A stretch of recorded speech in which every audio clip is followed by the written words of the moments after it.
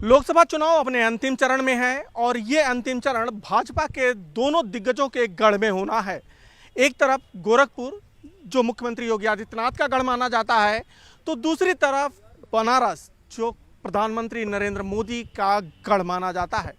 इस वक्त मैं मुख्यमंत्री योगी आदित्यनाथ के गढ़ गोरखपुर में खड़ा हूं और गोरखपुर के वरिष्ठ पत्रकार हमारे साथ हैं। उनसे जानेंगे कि यहाँ पे किन मुद्दों पे इस बार वोटिंग होने जा रही है, साथ ही क्या मुख्यमंत्री योगी आदित्यनाथ भी यहाँ पे कोई मुद्दा बनते हुए नजर आ रहे हैं। सीधे यहाँ के वरिष्ठ पत्रकारों से बात करते हैं। सर, इस बार का जो चुनाव है किन मुद्दों पे जनता जा रही है? देखिए, इस बार हम अगर 14 और 19 का चुनाव देखें तो इस बार का चुनाव उससे बहुत अलग है। 14 में वो भ्रष्टाचार, अन्ना आंदोलन भ्रष्टाचार बड़ा मुद्दा था, देशव्यापी मुद्दा था। 19 में पुलवामा और बालाकोट ये बड़ा मुद्दा था जिस देश को एक साथ खड़ा कर दिया था। इस बार का हर संसदीय क्षेत्र का अपना मुद्दा है, हर संसदीय क्षेत्र में जो विधानसभा है उसका अपना मुद्दा है और प्रत्याशियों के प्रति आक्रोश एक बड़ा फैक्टर इस चुनाव में काम कर रहा है। बड़ा फैक्ट। और क्या मुद्दे हो सकते हैं यहाँ पे? देखिए, अभी भैया ने जैसा बताया कि और चुनाव में जैसे 14-19 में अलग अलग मुद्दे थे, राष्ट्रवाद था, तमाम मुद्दे थे, राम मंदिर था। इस बार का जो विपक्षी है बड़ा चतुराई के साथ जो है उसको चुनाव को कहीं न कहीं candidate centric, district wise, Lok Sabha wise बनाने में कामयाब रहा है। तो वहाँ के जो लोकलाइज मुद्दे हैं और एंटी इनकम्बेंसी फैक्टर जो 10 सालों का मोदी गवर्नमेंट का रहा है वो कहीं न कहीं यह दिख रहा है। इससे पहले कहीं जो है दिखता नहीं था कि विपक्ष भी कहीं है, लेकिन इस बार के 2024 चुनाव में यह दिख रहा है कि विपक्ष ने बड़ी चतुराई के साथ जो है जो महंगाई, बेरोजगारी ये मुद्दे हैं उनको कहीं न कहीं भाजपा के सामने पुरजोर तरीके से स्टैंड करवाया है। स्टैंड कराने क्या ये 5 किलो का राशन भी कोई मुद्दा है क्या इस बार? जी बिल्कुल मुद्दा है। और ये उससे पूछे जो बहुत गरीब आदमी है वो इस को समझता है। मैं एक दलित से मेरी बात हुई, बहुत गरीब आदमी, खुद उसने कहा कि मैं पहले मजदूरी करता था तो शाम को जाता था किसी दुकान पर और वहाँ से राशन खरीदता था तो मेरे घर पर मेरा चूल्हा जलता था। मेरे लिए ये बहुत अहम है कि मुझको जो राशन मिलता है ये मेरे लिए अहम है। तो जिसको वो मिलता है, वो जो गरीब है वो जो उसका लाभ पाता है वो उसको महसूस करता है कि ये सरकार ने मेरे लिए बहुत अच्छा किया है। रहा बात जहाँ तक पक्ष और विपक्ष का, तो जो सत्ता में है वो तो कह रहे हैं कि मैंने बहुत विकास किया। मेरे सरकार के रहते, मेरी डबल इंजन की सरकार है, उत्तर प्रदेश में लॉ एंड ऑर्डर बेहतर हुआ है, लेकिन वही विपक्ष तमाम सवाल खड़ा करता है कि यहाँ पर कोई विकास नहीं हुआ है। जो कुछ भी विकास हुआ है मेरी सरकार के रहते, जब सपा की सरकार थी तो प्रदेश में दावे और वादे अलग अलग हैं। अलग लोगों के ये जो लाभार्थी वर्ग के लोग खड़ा कर रखे हैं, भारतीय जनता पार्टी दावा कर रही है, तो क्या लाभार्थी वर्ग का कुछ लाभ मिल रहा है क्या इस बार चुनाव में? मुझे तो नहीं लगता है। जिस तरह से लाभार्थियों की हवा निकाली है विपक्ष ने, जैसे कहा 5 किलो चावल देंगे, उन्होंने कहा 10 किलो दूंगा। मैंने कहा कि एजुकेशन पे लोन मैं फ्री कर दूंगा।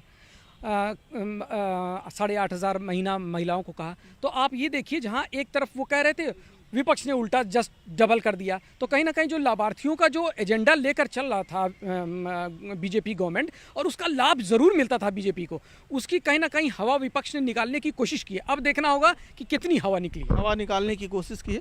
एक और बड़ा मुद्दा था पिछले चुनावों में 6,000 किसानों को देने वाली बात, और अब राहुल गांधी ने कह दिया कि हम बिल्कुल रुपया दे ही देंगे खाता खुलते ही। तो क्या उसका कुछ असर दिख रहा है? देखिए, राजनीतिक दलों को लेकर के जो विश्वास की बात होती है ना, विश्वास सर्वोपरि है। तो मोदी ने जब कहा कि मैं 6,000 रुपया किसानों को दूंगा और उन्होंने दिया, जो उन्होंने कुछ ऐसी बातें कही कि मैं जैसे गोरखपुर के लिए फर्टिलाइज़र मैं बनवाऊंगा, फर्टिलाइज़र बना, एम्स में बनवाऊंगा, एम्स बना। योगी जी ने कहा कि मैं रामगढ़ ताल परियोजना को भव्य बनाऊंगा, बना।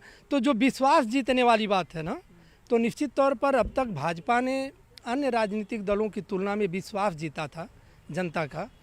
अभी निश्चित तौर पर ये लोग कह रहे हैं कि मैं महिलाओं को 1 लाख दूंगा, किसानों का कर्ज माफ़ करूंगा, लेकिन वह विश्वास इस बार अभी फ़िलहाल हमको लगता है कि जैसे बनना चाहिए लोगों में बना नहीं है। मोदी फैक्टर अभी हावी है।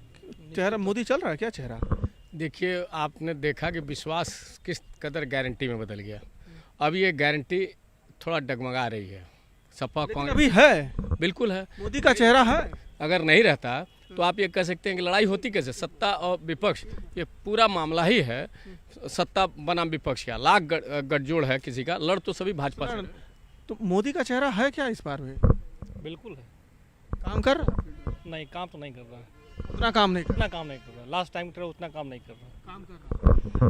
एक सवाल और है, चूंकि इस वक्त मुख्यमंत्री योगी आदित्यनाथ का ये गृह क्षेत्र है और गोरखपुर की तस्वीर और तकदीर पिछले 7 सालों में बदल गई है, तो क्या गोरखपुर में मुख्यमंत्री भी कोई मुद्दा है?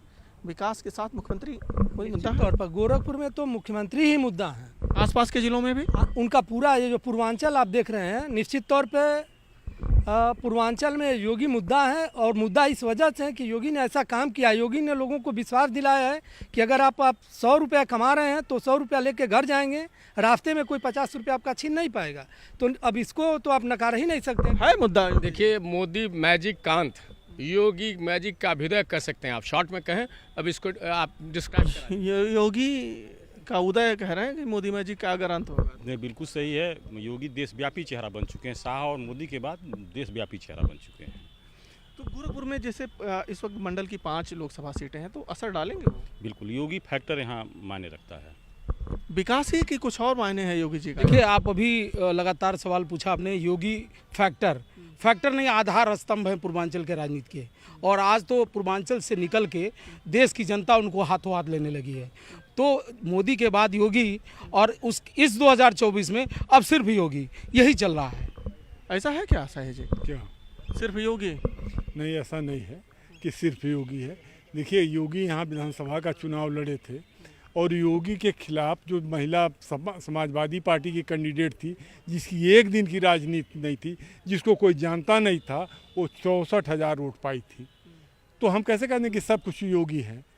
जो योगी को मानते हैं, जो लोग विकास को मानते हैं, जो जानते हैं कि योगी एक बेहतर राजनेता हैं, योगी के शासन में लॉ एंड ऑर्डर बेहतर हुआ है, योगी को सर्वोपरि मानते हैं। लेकिन जिनके लिए जाति ही सर्वोपरि है और जिनके लिए माफिया जो 100 अपराध किया है वही उनका नेता है, उनके लिए योगी का मतलब कुछ नहीं है। योगी का मतलब नहीं है, लेकिन गोरखपुर में है क्या योगी फैक्टर? है, बिल्कुल जाहिर सी बात है। देखिए, जिस तरह पूर्वांचल में देखा जाए और ख़ास करके गोरखपुर में देखा जाए तो योगी फैक्टर कहीं ना कहीं काम ज़रूर करता है।